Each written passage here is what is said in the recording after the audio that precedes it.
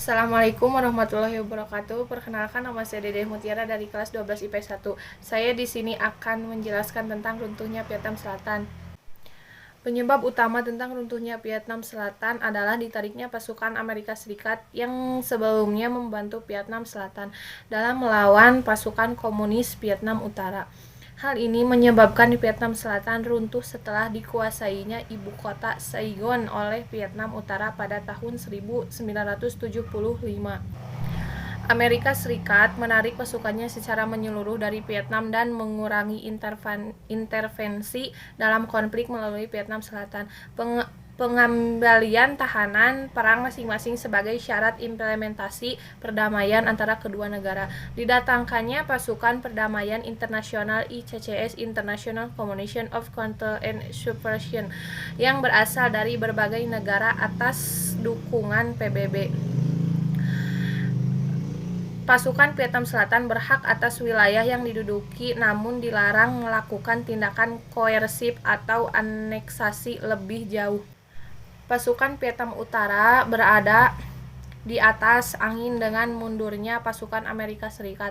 Pasukan Viet Cong bahkan menyerbu provinsi Phuong Long pada tahun yang sama. Presiden Nguyen Van Thi yang tidak dapat lagi menggantungkan bantuan pada AS mengundurkan diri ke Taiwan dan digantikan oleh Tran Van Hoong, kemudian Duong Van Minh. Keduanya gagal mempertahankan Vietnam Selatan karena pada 29 April 1975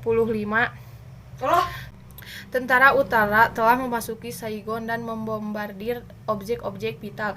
Sehari setelahnya, Presiden Duong menyerah tanpa syarat kepada Vietnam Utara, mengakhiri konflik yang telah berlangsung selama hampir 20 tahun, menghapuskan ekstensi anti-komunisme untuk selamanya dari Vietnam.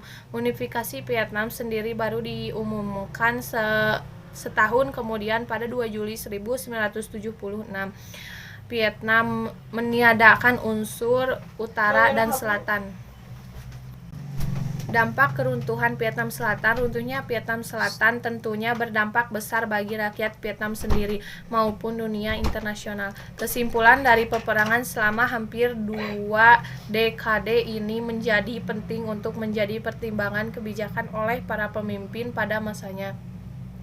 Beberapa dampak tersebut antara lain yaitu berakhirnya perang saudara berkepanjangan. Perang ini menewaskan sekitar lebih dari 24 juta jiwa rakyat Vietnam maupun negara lain yang berkorban nyawa untuk kepentingan politik. Pengubahan nama Saigon menjadi Ho Chi Minh bukan hanya sekadar pergantian nama. Saigon merupakan bekas kekuasaan Perancis dan Vietnam Selatan, simbol imperialisme dan anti-komunisme. Pengubahan ini adalah sikap intoleransi terhadap keduanya oleh Republik Sosialis Vietnam.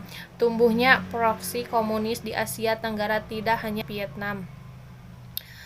Laos dan Kamboja pun berkembang menjadi langsung berkomunisme.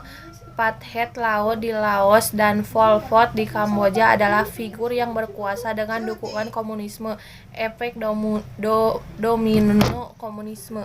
Kerugian besar Amerika Serikat baik secara personil maupun anggaran. Hal ini diperburuk dengan sentimen anti perang di Asia, berpotensi merugikan mereka dalam konteks perang dingin. Runtuhnya Vietnam Selatan ini menjadi sumbu berlanjutnya konflik di Indonesia, perang saudara Laos, perang saudara Kamboja, dan konflik Tiongkok Soviet merupakan persengketaan yang terjadi di antara negara-negara komunis. Konflik di Indonesia baru mereda pada 1990-an bersama dengan runtuhnya Uni Soviet. Sekian dan terima kasih video saya. Mohon maaf bila ada kesalahan. Wassalamualaikum warahmatullahi wabarakatuh.